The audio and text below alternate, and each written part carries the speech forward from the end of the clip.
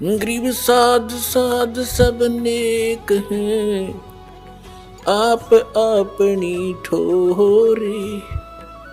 जो सतलोक ले जाएंगे वो साधु कोई और।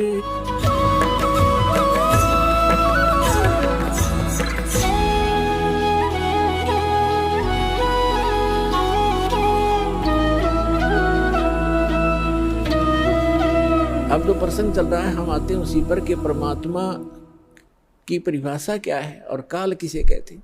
तो ये प्रसंग पूरा हुआ कि यथार्थ भक्ति कौन सी है, और वो स्थान एक ऐसा है जहाँ जरा मरण नहीं होता।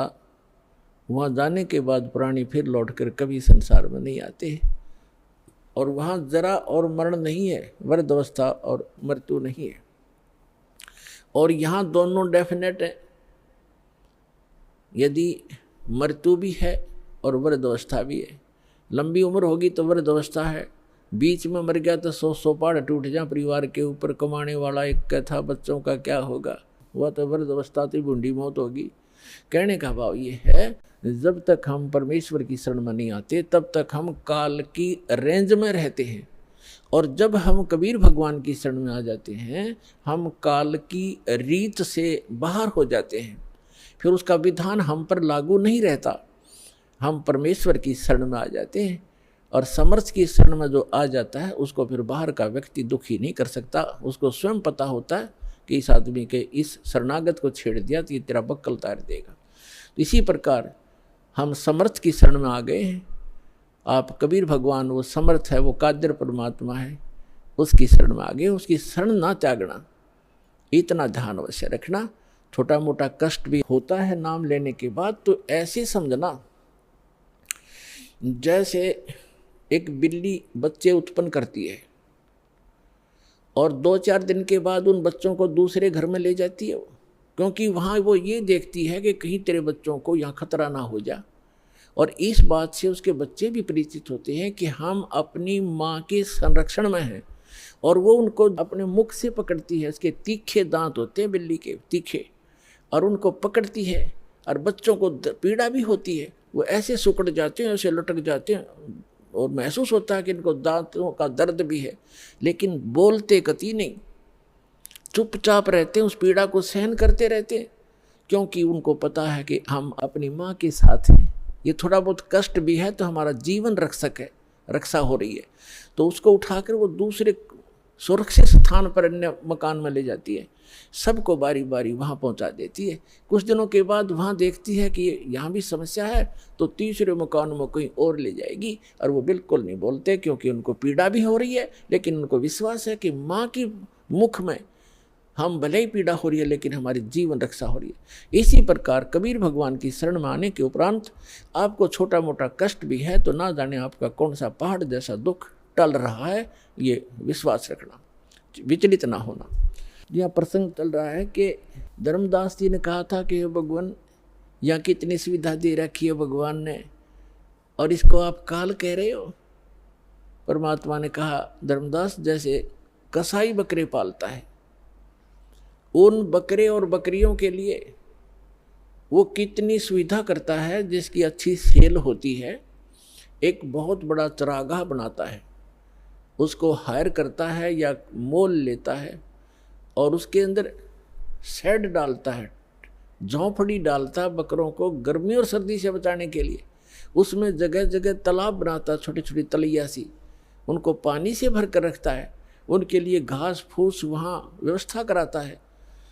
उस सारी व्यवस्था को देखकर वो भोले प्राणी ये समझ बैठते हैं कि हमारा मालिक, हमारा स्वामी कितना दयालु है, हमारी कितनी केयर टेक रखता है, सारी सुविधाएं प्रदान करता है, हिंसक पशुओं से बचाता है, चारों तरफ से बाड़ लगा देता है, और अंदर वृक्ष हैं, झाड़ बोझड़े हैं, फल घास फूस है, गर्मी से बचने के लिए शेड है, सर्दी से बचने के लिए व्यवस्था शेड है। तो वो इस सारी व्यवस्था को देखकर वो मान बैठते हैं कि जो हमारा ये स्वामी है बड़ा दयालु है, ये परमात्मा है।